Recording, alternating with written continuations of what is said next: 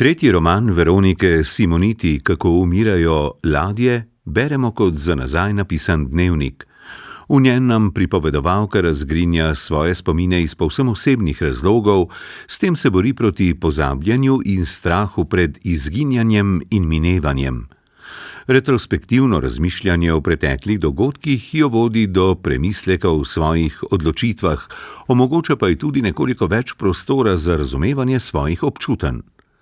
Bolj kot do boljšega razumevanja sebe, pa jo dnevniško razmišljanje vodi do iskanja predzgodb drugih. Dnevnik razkriva, da glavna protagonistka Pina sebe razume predvsem skozi odnose z drugimi, ki nezavedno usmerjajo njeno življenje. Pripovedovalkino življenje je nerazdružljivo s teatrom v najširšem pomenu besede, saj je v gledališču zaposlena kot dramaturginja in prevajalka. Gledališki svet nam skozi doživljaje predstavi natanko tako, kot si ga predstavljamo negledališčniki. S kolegi po vajah in predstavah ob vinu filozofsko razpravljajo o teoriji gledališča in idealistično razmišljajo o smislu in dometu komadov v žargonu drama, pa tudi sicer njihove misli obstajajo v diapazonu teatra.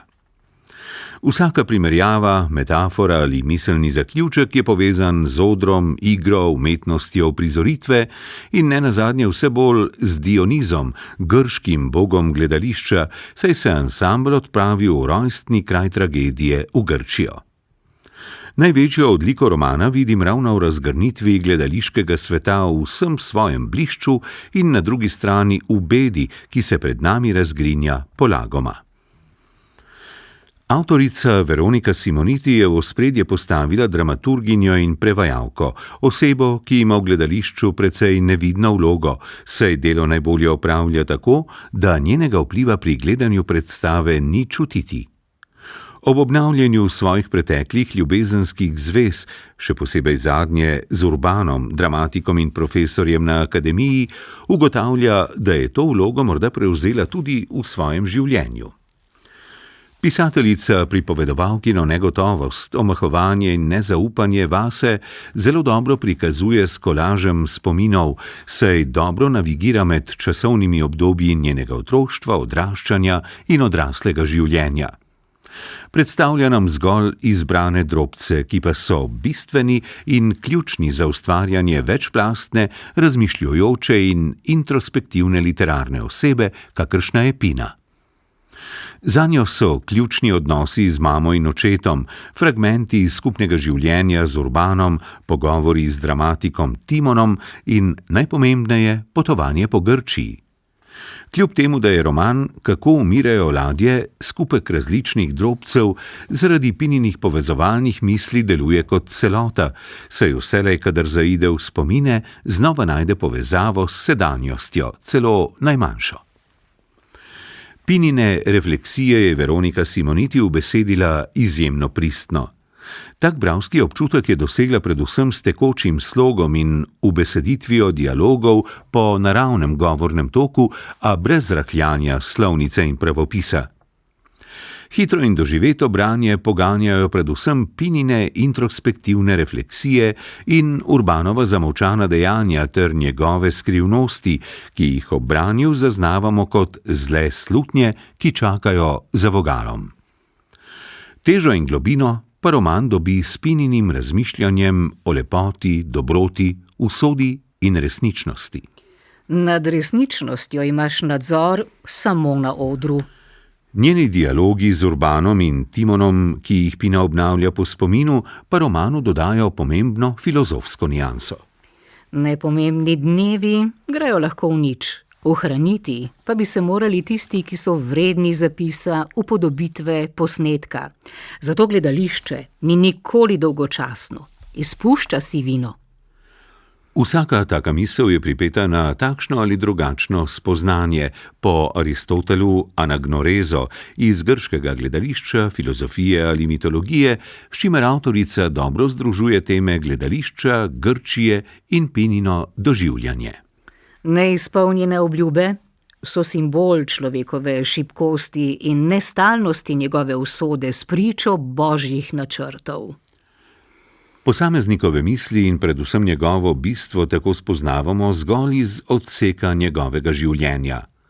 Da spoznamo Pino, je dovolj, da beremo o njenem dojemanju dogodkov iz Grčije, ki sprožajo asociacije tudi v druge časovne in prostorske sfere. Ključna oseba, ki zaznamuje njeno življenje, je Urban. Stopil je v prostor kot kralj, ki na žezlo navije vse niti in jih preplete po svoje. Njegovo življenje je razdeljeno na dva pola. Javno se zdi samozavesten intelektualec, v najintimnejšem pa je negotov egoist. Za slednje Pina izve po njegovi smrti na koncu njune skupne življenjske poti. Pina v dnevniku na dolgo in široko opisuje potovanje po Grčiji, zadnja poglavja svojega življenja pa zgolj na hitro in brez podrobnosti obnovi. Rojstvo hčere Katarine, Urbanova bolezen, njegova smrt, njena bolezen, razkritje Timonovega duševnega stanja. Z zamolčanjem velikega dela Pininega življenja je avtorica Veronika Simoniti podala zgoščeno in nabito pripoved, ob kateri bralec ne izgubi navdušenja, ter hkrati poudarila temo, v kateri živi Pina in v katero jo ovija Urban. Zaradi umanjkanja Pininega glasu dobimo občutek, da jo je ljudem okrog nje uspelo nekako utišati, potisniti na stranski tir, v zaodrje, in to sluti tudi sama. Sem bila ves čas ob njem, brez dialoga. Po drugi strani pa je roman ubeseditev zgolj enega poglavja o njenem življenju, samo digresija, zaključena kratka zgodba, zaradi česar njeno zapolnjevanje dnevnika na pomanjkljivih mestih ne bi bilo smiselno. Da ne bi skozi pisanje spregledala. Avtorica zapiše: Je čas za resnico in je čas za prikritje. Roman Kako umirajo ladje hkrati pooseblja oba pola. Bralcu se razkrijejo Urbanove skrivnosti, prikritih pa nam ostane veliko Pininih doživljajev in misli. Pinina Odisejada pa navsezadnje doživi dovolj pomenljiv zaključek, ki prinese zadoščenje njej in bralcu. Ker avtorica v Pinino zgodbo navidezno spontano in nevsiljivo vpleta lirične in poglobljene miselne pejsaže, razgrne pristno življenjsko pripoved, ki se ob koncu zdi prekratka.